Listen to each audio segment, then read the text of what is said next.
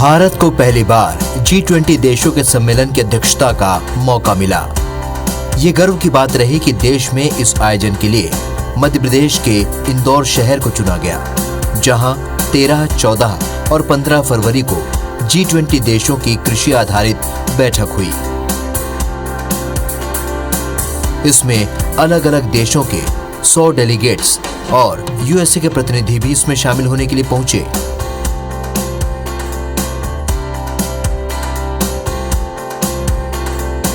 सबसे पहले हम आपको G20 की स्थापना और उद्देश्यों के बारे में बता दें। दरअसल G20 की स्थापना 1999 में एशियाई वित्तीय संकट के बाद वित्त मंत्रियों और केंद्रीय बैंक के गवर्नरों के लिए वैश्विक आर्थिक और वित्तीय मुद्दों पर चर्चा के लिए एक मंच के रूप में की गई थी।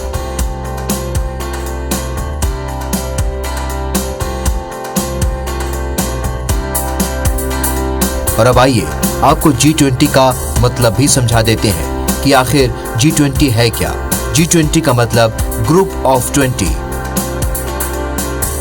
यह अंतर्राष्ट्रीय आर्थिक सहयोग का एक मंच है, जिसमें सभी देशों के प्रमुख ग्लोबल स्ट्रक्चर के बारे में चर्चा करके उसे मजबूत करने पर फोकस किया जाता है। देश को आर्थिक और सामाजिक रूप से कैसे मजबूत किया जा सकता है, इस पर भी फोकस होता है। भारत को पहली बार G20 की अध्यक्षता मिली, जो देश के लिए गर्व की बात है। और अब आपको उन देशों के नाम भी बता देते हैं जो ग्रुप 20 में शामिल हैं। ग्रुप ऑफ 20 G20 में 19 देश अर्जेंटीना, ऑस्ट्रेलिया, ब्राजील, कनाडा, चीन, France, Germany, Bharat, Indonesia, Italy, Japan, Korea गणराज्य, मेक्सिको, रूस, सऊदी अरब, दक्षिण अफ्रीका, तुर्की, यूनाइटेड किंगडम और संयुक्त राज्य अमेरिका और यूरोपीय संघ शामिल है।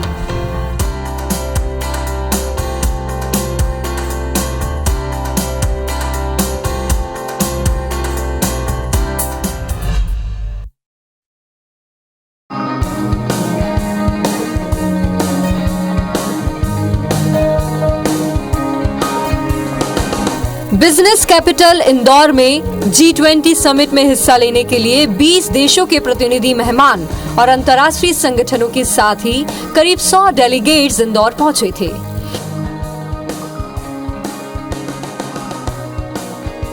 पहले दिन इन डेलीगेट्स ने हेरिटेज वॉक का लुत्फ लिया। इंदौर के प्रसिद्ध राजवाड़ा, गोपाल मंदिर और कृष्णपुरा छतरी को भी इन मेहमानों ने देखा, जहां विदेशी मेहमानों को इतिहास के बारे में जानकारी दी गई। भ्रमण के दौरान मेहमानों की सुरक्षा का भी खास ख्याल रखा गया। इसके साथ ही अतिथि देवो भव की परंपरा को निभाते हुए मेहमानों का पारंपरिक रूप से स्वागत सत्कार भी किया गया। इस दौरान मेहमानों को जगह जगह पुष्प देकर उनका स्वागत किया गया।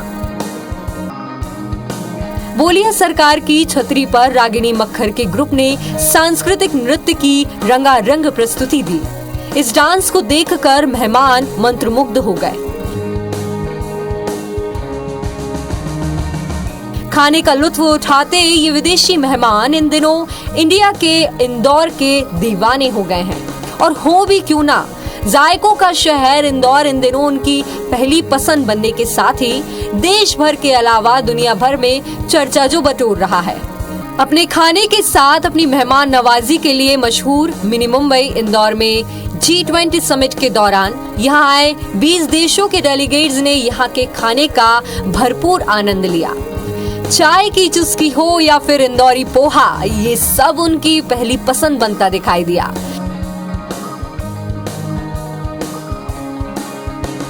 विदेशी मेहमानों ने यहाँ के खाने का भरपूर आनंद तो लिया ही, साथ ही इंदौर में हुई G20 की बैठकों को लेकर प्रशासन ने हर स्तर पर तैयारियां की थी।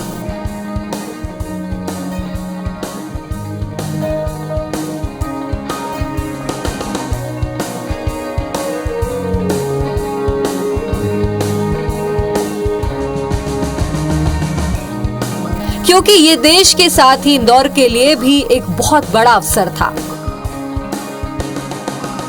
इंदौर में 13, 14 और 15 फरवरी को G20 देशों की कृषि आधारित बैठकें हुई, जिसमें देश और प्रदेश की कृषि संस्कृति के दर्शन कराए गए।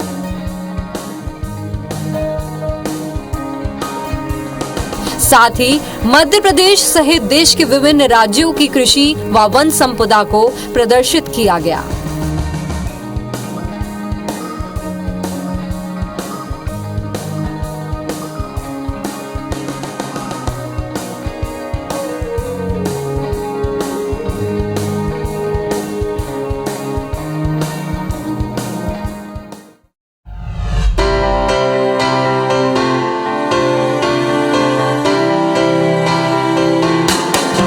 G20 कृषि समूह की बैठक के दूसरे दिन केंद्रीय मंत्री ज्योतिरादित्य सिंधिया उद्घाटन सत्र में शामिल हुए।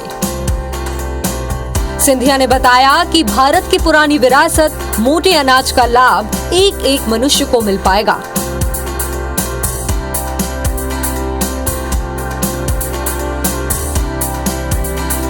हमें उम्मीद है कि विचार मंथन से जो निचोड़ निकलेगा उससे कृषि क्षेत्र को बड़ा आयाम मिल सकेगा।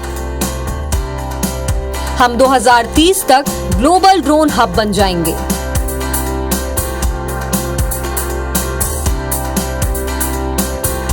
इसका कृषि क्षेत्र में बेहतर उपयोग होगा। मध्य प्रदेश ने कृषि के क्षेत्र में बड़ी उपलब्धियां हासिल की हैं। उन्होंने आगे कहा कि हमारा देश सबसे बड़ा दूध उत्पादक देश हो गया है।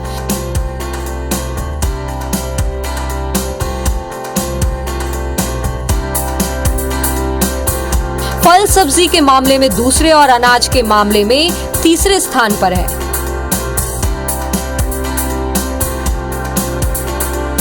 अनाज के मामले में 265 से बढ़कर 300 मिलियन टन तक पहुंच गए हैं। एग्रीकल्चर का बजट 4 गुना बढ़ा है, $10.5 बिलियन हो चुका है। और इसी के साथ ही सरकार स्मार्ट सस्टेनेबल सर्विस सिस्टम भी अपनाने वाली है।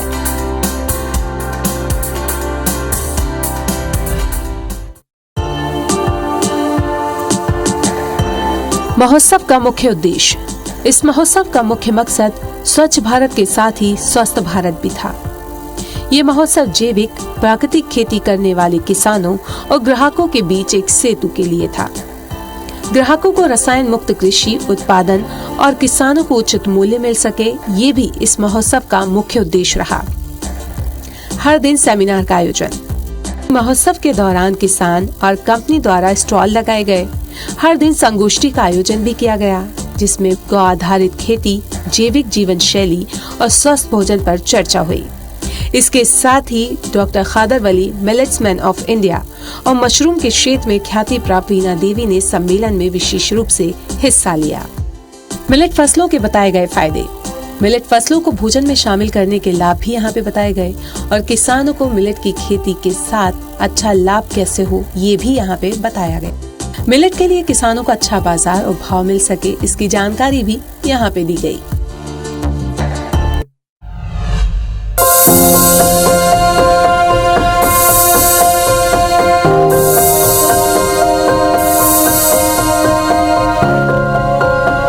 ऐतिहासिक नगरी मांडू में मंगलवार को अतिथि सत्कार का दिन रहा।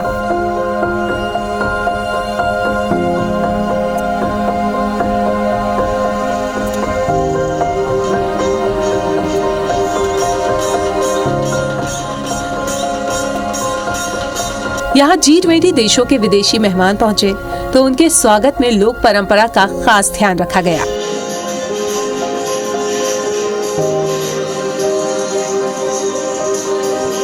अंचल में भगोरिया पर्व की शुरुआत होने ही वाली है। ऐसे में मंगलवार को जब मांडू के जहाज महल परिसर में ये अतिथि पहुंचे तो ऐसा लग रहा था कि यहाँ भगोरिया पर्व की खुमारी परवान चढ़ रही है।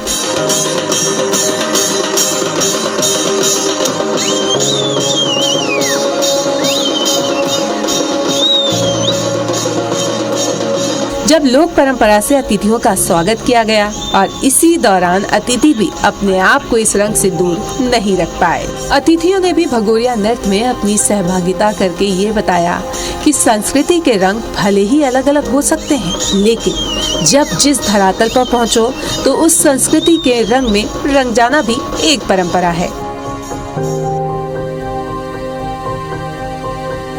इस तरह से यहाँ पे कड़ी सुरक्षा के बीच में विदेशी मेहमानों के दल को प्रवेश कराया गया, जहाँ उनका उत्साह और ऊर्जा देखते ही बन रही थी। प्रवेश करते ही उन्होंने महल की अद्भुत कृति को देखा। अतिथि मांडू में आकर काफी खुश नजर आए। उन्होंने कहा कि मांडू के बारे में जैसा सुना था आज वैसा ही पाया। मांडू के चारों गेट में प्रवेश करने के बाद एक अजब सी फीलिंग का एहसास हमें हो रहा है। यहाँ के प्राचीन स्मारक और यहाँ की वादियों में जो सुकून भरे पल नजर आए वो हमारे लिए खुशी के पल थे। मांडू आकर हम काफी अभिभूत हैं।